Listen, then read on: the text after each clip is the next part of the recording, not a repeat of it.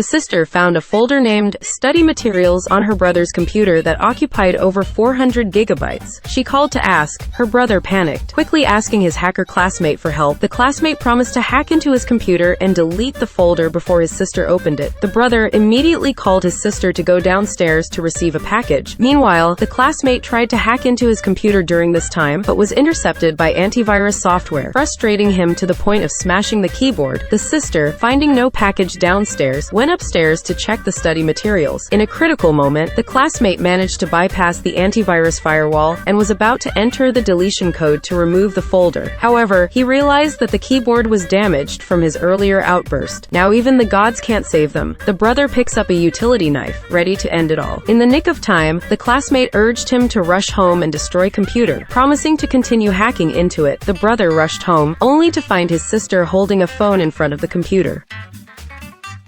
After the storm, a 100-meter-tall giant suddenly appeared on the town's beach, drawing a crowd of residents to come and gaze. The giant exuded an air of noble elegance, his physique robust, akin to a hero from myth and legend. Initially, people held a respectful awe towards the giant, hesitant to approach. That is, until a woman boldly climbed onto his body, prompting others to cheer and join in. They danced ballet on his nose, turned his chest into a slide, everyone laughing and playing. The festivity didn't last long. In just 3 days, the giant's allure faded. Some workers even discussed how to dismantle him. True enough, the giant's left hand was gone. His body began to change. His skin lost its luster, becoming rigid, his eyes clouded with white. People even scribbled graffiti on him. As the giant rapidly decayed, people could no longer find freshness and joy from him. He became like an abandoned wrecked ship. A few days later, parts of the giant vanished without a trace. Months passed, and people seemed to have forgotten the giant ever existed. But traces of his presence remained in the town. His leg bones lay stranded on a dock. His ribs hung at the butcher's shop door. His skull repurposed as decor in a bar. When humans face something similar or even superior, they initially show reverence, but gradually they claim its actions as trophies, asserting human dominance over all. Perhaps this giant symbolizes nature, the earth, all things once revered by humans, yet later abandoned and trampled upon.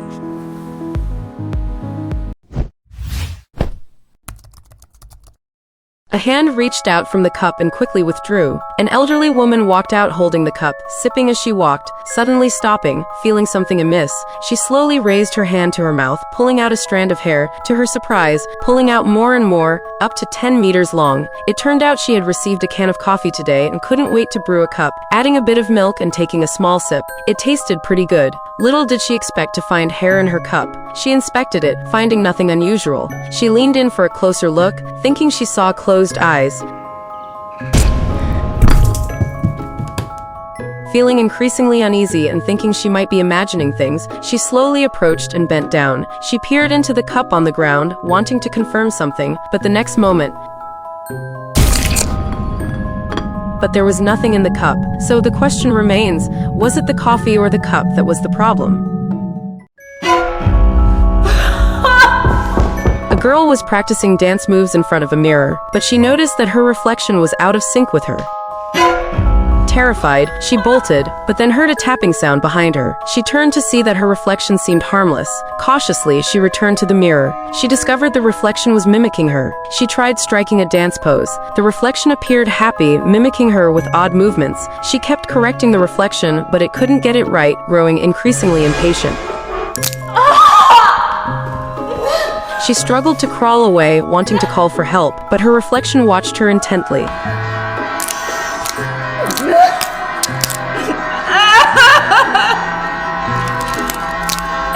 She managed to stand up, but her reflection slowly raised its hands. In the end, only the reflection was left dancing in the mirror, performing eerie dance moves. The woman's eyes turned white, and her mouth disappeared. It turned out she had just been using Photoshop to edit photos. She removed a mole, and it actually disappeared. She was delighted and digitally slimmed her waist. Looking down, her waist had indeed become thinner. Suddenly, she noticed something odd in the corner of her eye. She found the mouse was painting over her eyes.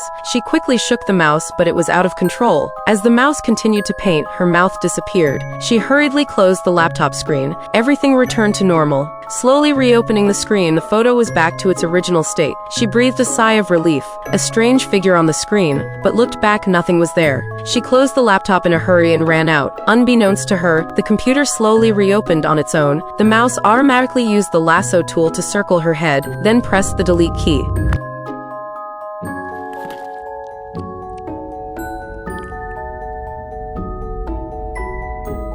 A gigantic hand reached into the cell. The man, terrified, pulled his hand back, causing the giant hand to disappear. Tentatively, he opened the box again. This time, the ceiling opened simultaneously. He put his hand into the box. Sure enough, a giant hand appeared from above. Slowly, he reached out to touch it. At that moment, he realized it was his own hand. Determined to use the box to escape, he climbed onto the roof and asked cellmate to open the box. Once the roof was lifted, the man climbed over the wall.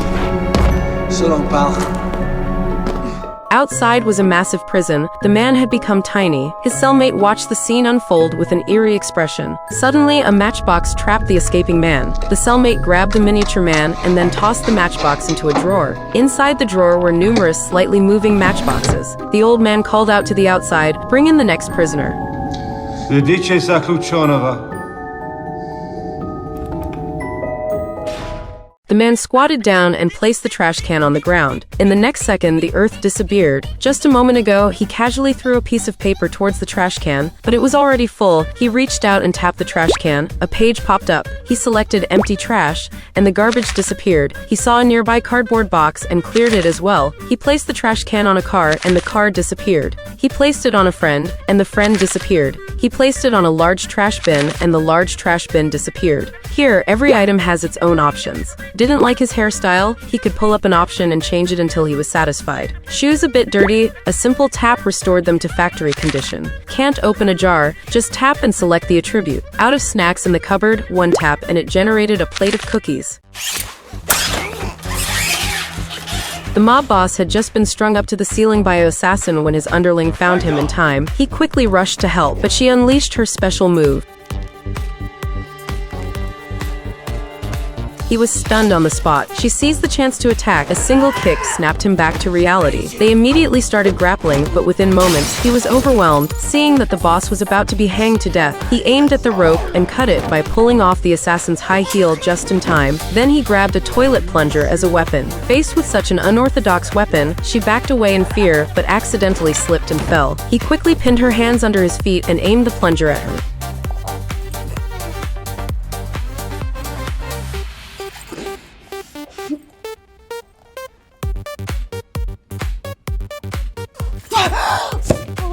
The plunger latched onto her face, leaving the assassin rolling her eyes in pain.